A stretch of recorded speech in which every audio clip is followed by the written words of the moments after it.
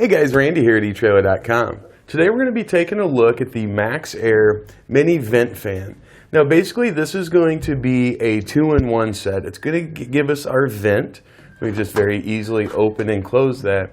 But it also gives us an exhaust fan that allows us to suck air out of bathrooms or kitchens, or in this case our enclosed trailer. And the other part of it, the part that we'll see on the roof when we get a little bit closer to the installation, is a hood that offers protection for that vent. So it's going to be a complete hood that goes over, and it won't allow any rain to get in, unlike a lot of the other vents that we have where we have to kind of crank them open, and then if it starts to rain we have to be worried about getting them closed back up. This kind of takes care of both of those things, so our vent and our vent hood kind of all in one kit. The lever here allows us to very easily open and close our vent. So maybe it's cold outside, you don't want any fresh air coming in, we'll have it closed. Then when we do want a little bit of that fresh air, we can just open it up. Now if we've got odors or smoke or something like that that we need to get outside of our camper, or if we just want to ventilate some of that stale air out, just turn our fan on. Now at 200 cubic feet a minute, this is going to do a great job of exchanging air. Let's turn the fan on. We'll use some chalk here just as an example. You can see even from quite a ways down here, it does a good job of sucking a lot of that up and out. Now the vent itself is going to have three settings. We've got fan only, which you can see here. And that's going to be the higher setting for our fan.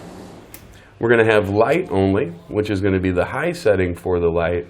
The third option is going to give us both, but they're both on a low setting. So we've got low fan and low light. Now, I think those options are nice if you don't want the exhaust fan to be able to turn on the light. If you do like the fan, I kind of wish there was a setting for high fan and high light at the same time. But in this setup, this is kind of the way it is. We've got either low fan, low light, high light, or high fan. As you can see, guys, the fan, it doesn't run all that loud. I think this is definitely something you could have running and sleep by it. It's going to work with the industry standard 14-inch by 14-inch hole opening, which is very typical on any vents and AC units. You can see it has that really nice low profile. And in my mind, overall, for it being so small and so compact, does a really good job. I think having the vent fan aspect with the additional light that we can bring down just to kind of illuminate the area below it, and that hood or that cover already being over it, so we don't have to worry about water, we don't have to worry about moisture and stuff like that creeping in. Overall, I think this is a very good product and one I think you'll be pleased with. Now to remove your old vent, you want to start up on the roof. We're going to have several fasteners just like this. This one happens to be an 8-point.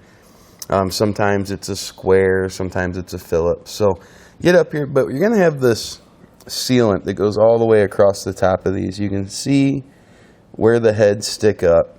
And you want to go around, clear off this caulk, and get to those fasteners, get those fasteners removed. This is going to be the same on just about any vent you've got on your roof. If you're doing it on a camper, this is an enclosed trailer. But if you're doing it on a camper, the material is going to be pretty soft, so you can't just take this scraper and kind of scrape at it. You want to very easily pull it up gently so you don't do any damage to your top. So keep that in mind. On the inside, each one's going to be a little bit different, but generally you're going to have a wire screen in there and a handle. If yours was a powered type, then you might have a few connectors to take loose, but just get the inside removed, get this outside removed. We'll be able to take this off, and we'll find underneath our standard 14-inch by 14-inch hole. What I like to do is just kind of scrape those bolt heads very gently and expose the fastener underneath. Once I've got that exposed, I'll use my bit and pull these out. Now we'll hang on to these. We can reuse these with the vent. It's not a big deal. Now for our installation, we have to use butyl tape. Where we put these screws through here, we're creating a bunch of holes. This butyl tape is going to wrap around those threads and ensure that we don't have any moisture going down and through. So this is going to go all the way around the outside here.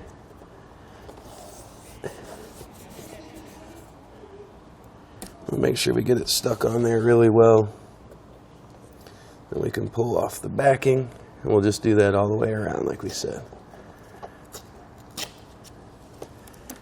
Now once we've got that all the way around our perimeter, we want to place this down on our roof line.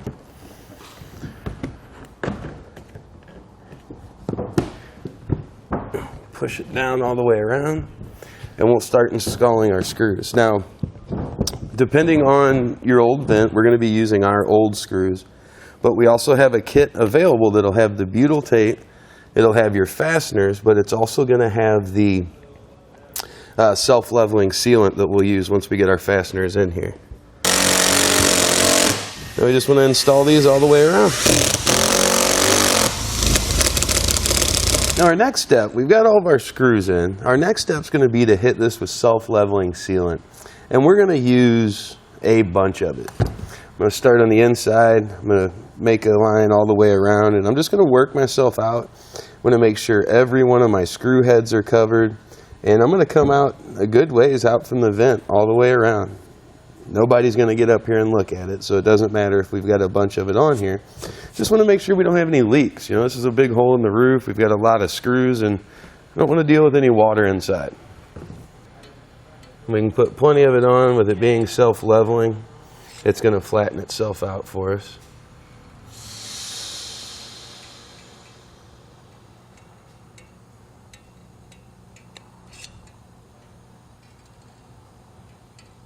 And here you can kind of see what we're looking for when we're done. We've got it filled all the way up to that edge.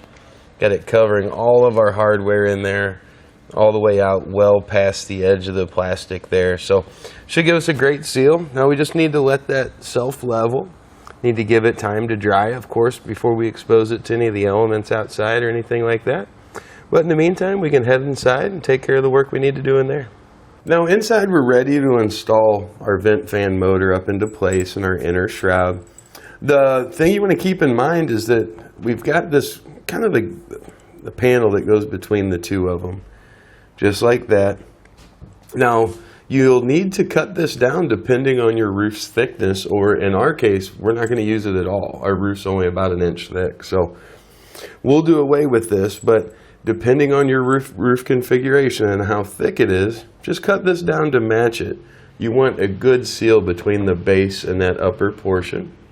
So again, we're getting rid of it here. We're going to bring this up, hold it in place, and again, depending on your roof configuration, you'll need to use the appropriate size screw, the appropriate length screw. Now you'll notice as we tighten these down, it just kind of sucks that right up to our surface there. Gives us a nice clean finished look, and we've got our wires here readily accessible. We can run to ground and power. Now for our ground wire here, we really don't have to go that far. In a lot of situations, if you're doing this as a replacement, your ground and power wires are going to be up and inside. With this utility trailer, it's a little bit different situation. So I'm going to trim this off a little bit. I'm going to be using a ring terminal, just like that, 14, 16 gauge ring terminal. Strip that back, twist it, and we're just going to ground it off right there. This whole trailer is grounded extremely well, so it won't give us any issues.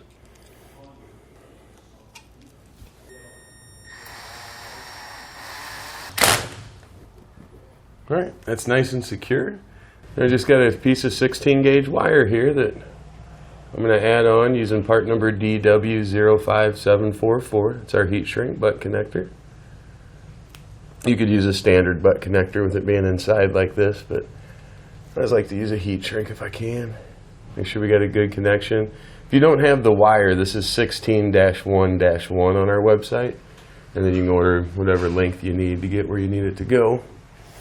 Then we need to use a heat source. We can use a heat gun, a mini torch, or since we're just doing 1 or 2 here, I'm going to use a lighter. Just don't overheat it. Give it gentle heat. It'll turn clear there. Then it looks like that wire gets bigger, almost like it's magnified. You see a little clear gel there on the end. That one's done just right. Get this one done now.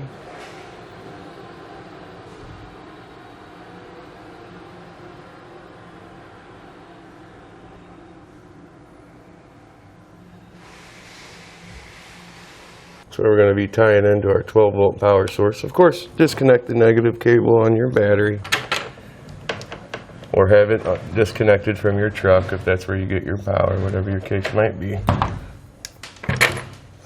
Going to continue with the heat shrinks here. We're just going to make a splice. I'll run it in that other side and show you how to splice it. I just want to go directly onto this one end. Let's strip back the other side.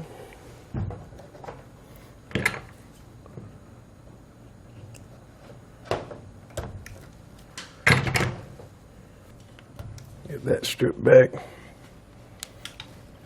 I'm kind of going to do is open up these wires a little bit on this one. Kind of fan them a little bit. Same thing on this one. We'll kind of just get them interwound together and twist them up. Alright, now that'll go on the other side. That gives us a really nice splice without having to use any quick splice connectors or anything like that, which I prefer. Alright, we'll do the same thing here. Now, this butt connector is part number DW05745. It's just a larger diameter wire. Plus, we wanted to run 2 wires into that one end, so we use a larger butt connector. Tuck back off and zip tied back in. So that's going to do it for our look at the Maxxair mini vent fan.